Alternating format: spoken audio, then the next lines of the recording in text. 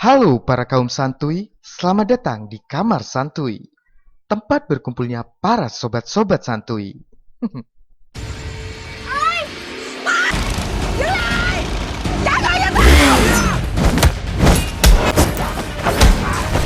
Mày đã bắt nhầm con tao rồi.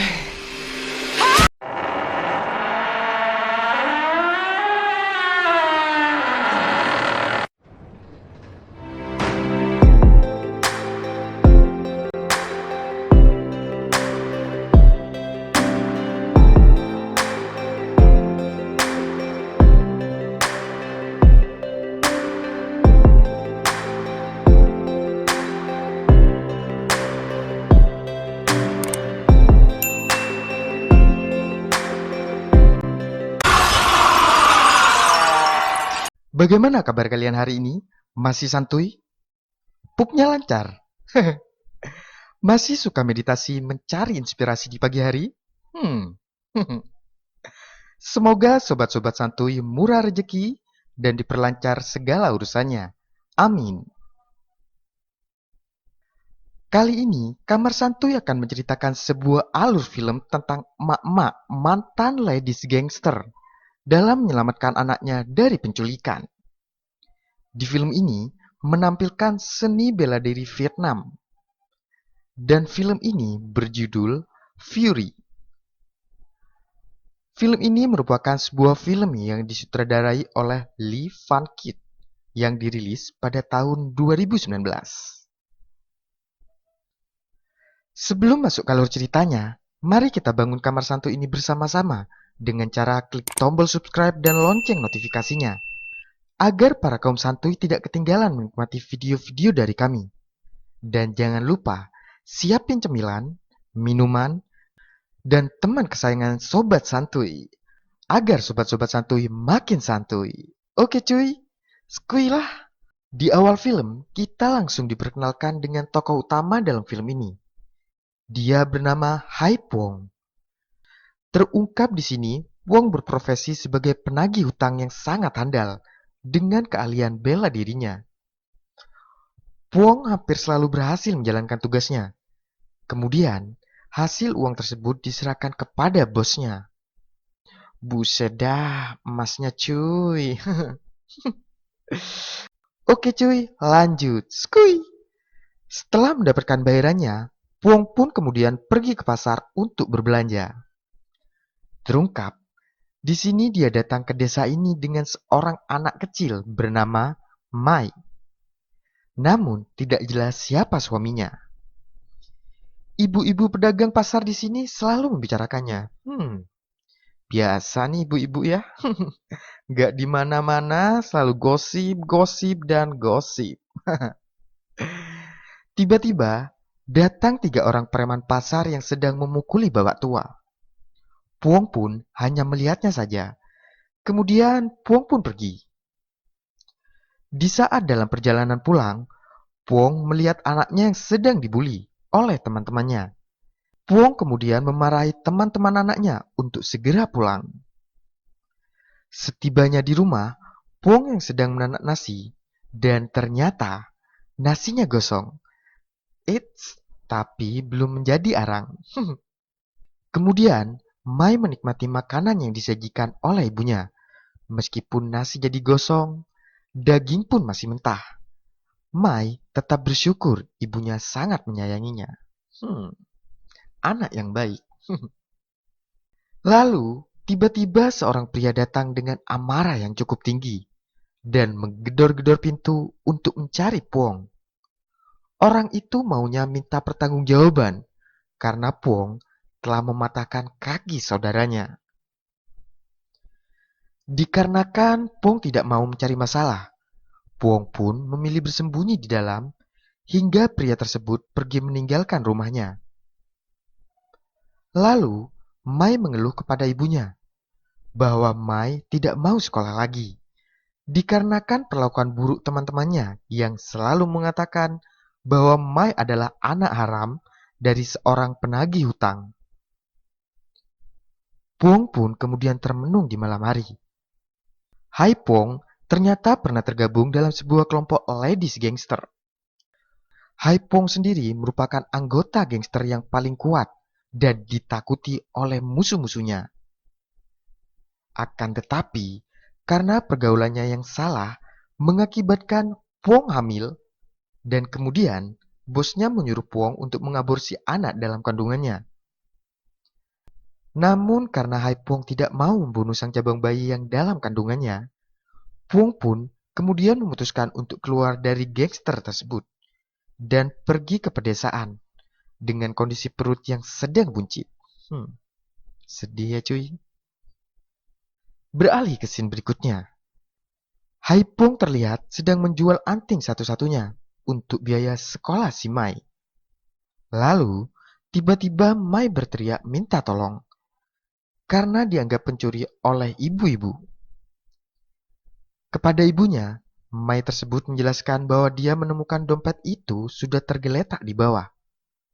Dikarenakan tekanan dari ibu-ibu di pasar di sana, Haipong kemudian berkata, "Buka kantongmu."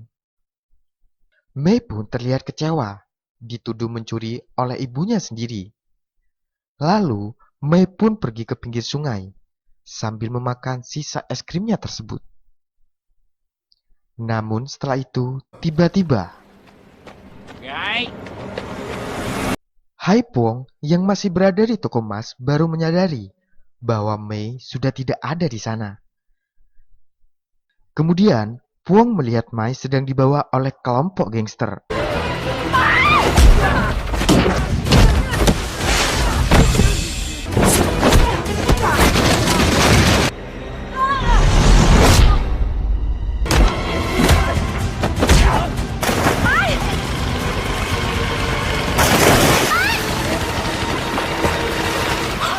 Preman itu pun berhasil menculik Mai menggunakan sebuah perahu. Dikarenakan tidak mau kehilangan jejak, Puong pun kemudian mencuri motor seorang pemancing dan lanjut mengejarnya.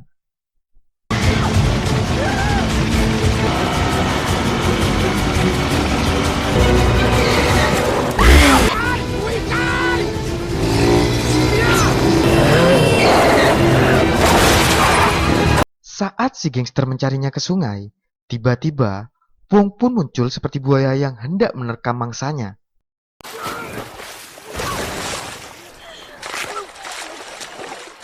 Hingga pada akhirnya Puong pun berhasil mencekik leher gangster tersebut hanya dengan menggunakan tumbuhan eceng gondok. Dalam pengejarannya di tengah perjalanan, Puong menanyakan ke penduduk setempat. Dan benar, penduduk itu melihat perahu yang sedang membawa anaknya. Dan di saat sedang mencari, Puong pun berhasil melihat Mai di sebuah mobil travel dengan tujuan Saigon. Namun, dikarenakan tidak berhasil mengejar mobil travel tersebut, Puong pun ikut ke truk yang sedang berada di belakangnya. Sesampainya di Saigon sudah pukul 6 malam. Haipong pun datang ke bar yang dulu tempat dia bekerja, hanya untuk bertemu dengan teman lamanya. Kemudian, di sini terungkap geng yang bernama Nembro sekarang sedang menguasai jembatan. Sedangkan di wilayah Tondan sendiri kini dikuasai oleh Tensoi, gangster baru, yang dikenal sangat kejam dan juga pintar. Lalu, siapakah penculik Mai? Kemudian, Haipong mendatangi kantor polisi berharap mau melaporkan kasus anaknya tersebut. Akan tetapi, Puong pun tidak mendapat pelayanan yang baik. Padahal, nyawa anaknya setiap detik bisa terancam. Seperti kebanyakan di film-film ya cuy. Dimana saat kita laporan ke pihak berwajib, biasanya mendapat pelayanan yang kurang baik. Ini di film. Oke cuy, bukan di kisah nyata. Kalau di kenyataannya kita pasti dilayani dengan baik kan? Oke cuy, lanjut. Puong kemudian berpura-pura sakit perut dan meminta obat kepada polisi tersebut. Di saat polisi tersebut mengambilkan obat, Puong pun mencoba mencari informasi di kantor polisi tersebut. Dan terkejutnya, Puong ketika melihat puluhan anak yang dinyatakan hilang dan belum ditemukan. Bahkan, mirisnya lagi, terlihat foto organ dalamnya yang telah diambil. Lalu, Puong melihat dokumen tersangka penculikan anak tersebut. Dia pun mengambilnya dan pergi dari kantor polisi tersebut. Pimpinan detektif yang sedang menyelidiki kasus ini baru saja tiba di kantor polisi. Berbekal dokumen itu, Hai Puong kemudian mendatangi setiap alamat pelakunya. Namun, usahanya hampir nihil, dikarenakan tidak ada satupun penghuni di alamat tersebut. Hingga pada akhirnya, Puong pun tiba di sebuah rumah yang dihuni oleh seorang nenek. Kemudian, seorang gangster yang bersembunyi di sana mencoba menghabisi Puong. Puong pun kemudian tertusuk obeng di dada kanannya. Namun, akhirnya dia selamat dan berhasil melumpuhkan gangster tersebut.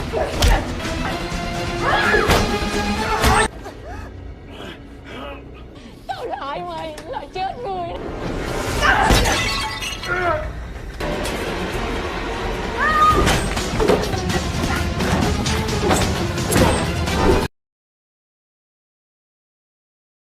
Akhirnya gangster itu memberitahu Puong tentang sebuah truk yang menjadi tempat operasi. Puong pun hanya punya waktu beberapa jam lagi sebelum anak-anak itu menghilang. Puong lalu menuju sebuah rumah di Tondan, sesuai petunjuk pria gangster tadi.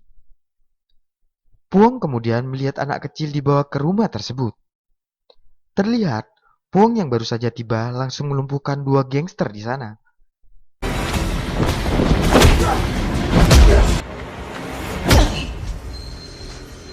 Di ruangan ini, dia menemukan sandal yang digunakan Mai.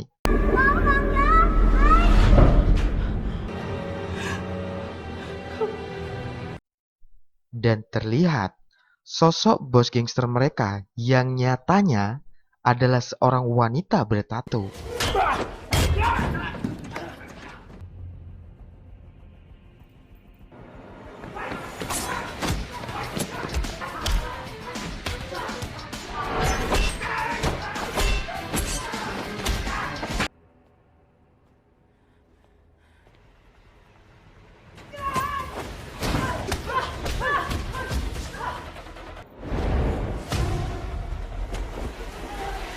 Namun, kali ini Puong dapat dikalahkan oleh bos gangster tersebut. Sebelum kehilangan kesadaran, Puong sempat mendengar sebuah nomor kereta. Lalu, Puong dengan rantai yang terikat di kaki dan juga tangannya, dia dilempar ke sebuah danau. Di dalam danau itu, dia berusaha untuk naik ke permukaan. Namun, dia pun keburu kehilangan nafas dan tidak sadarkan diri. Di balik ketidaksadarannya itu, Puong membayangkan kembali ke masa kecilnya yang sedang dilatih bela diri oleh gurunya. Puong juga berusaha untuk membesarkan Mai seorang diri. Dan ketika sadar, Puong sudah berada di rumah sakit. Ternyata polisi yang telah menemukannya. Di sini terungkap 10 tahun yang lalu, Hai Puong pernah membakar sebuah klub malam dan detektif inilah yang telah membebaskannya. Dikarenakan waktu semakin menipis dan keselamatan Mai semakin terancam, Puong pun dibantu oleh seorang suster untuk melarikan diri dari rumah sakit. Rupanya, dia datang ke rumahnya terlebih dahulu. Terungkap kembali di sini. Dulu, Puong menjadi berandalan. Dia pun bergabung bersama gangster dan meninggalkan rumahnya. Ayah dan ibunya pun telah meninggal, sehingga menyisakan seorang kakak yang masih memendam amarah akibat perilaku adiknya tersebut.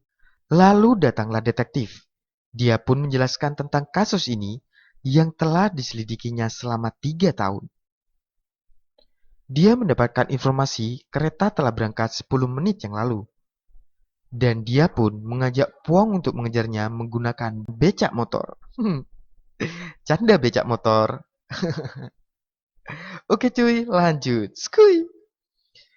Hingga pada akhirnya mereka pun tiba di stasiun Gambir. Naik ke dalam kereta tersebut, Puong pun menyisir setiap kursi untuk mencari anaknya. Ketika masuk di gerbong berikutnya, Puong pun kembali harus bertarung dengan para gangster.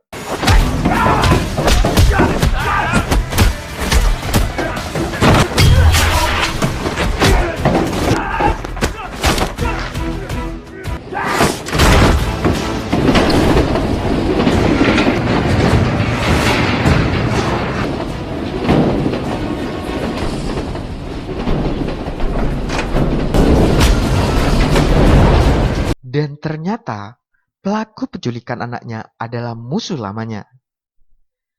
Rencana mereka di sini adalah melepaskan gerbong yang membawa para tawanan, yaitu bocah-bocah yang mereka culik. Dan kemudian terlihat bos gangster wanita bertato, yang sebelumnya kita lihat dia juga ada di sini. Kemudian di sini Pong harus kembali melawan si wanita bertato ini.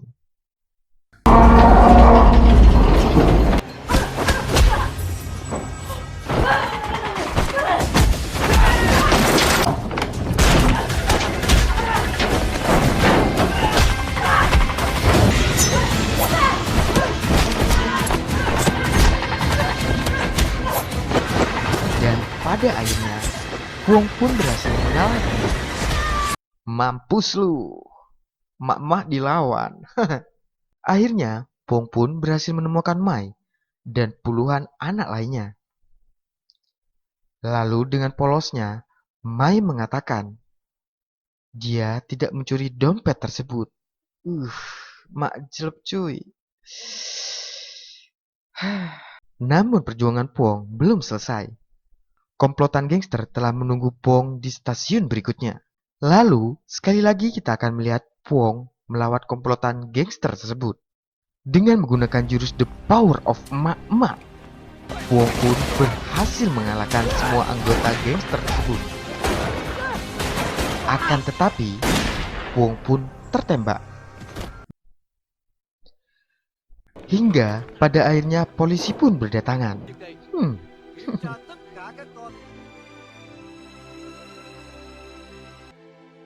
Di akhir cerita, Pong pun akhirnya selamat. Dan dia dirawat di rumah sakit. Dan film pun berakhir. Oke cuy, terima kasih sudah menonton Kamar Santuy. Dan sekali lagi, jangan lupa klik tombol subscribe dan lonceng notifikasinya.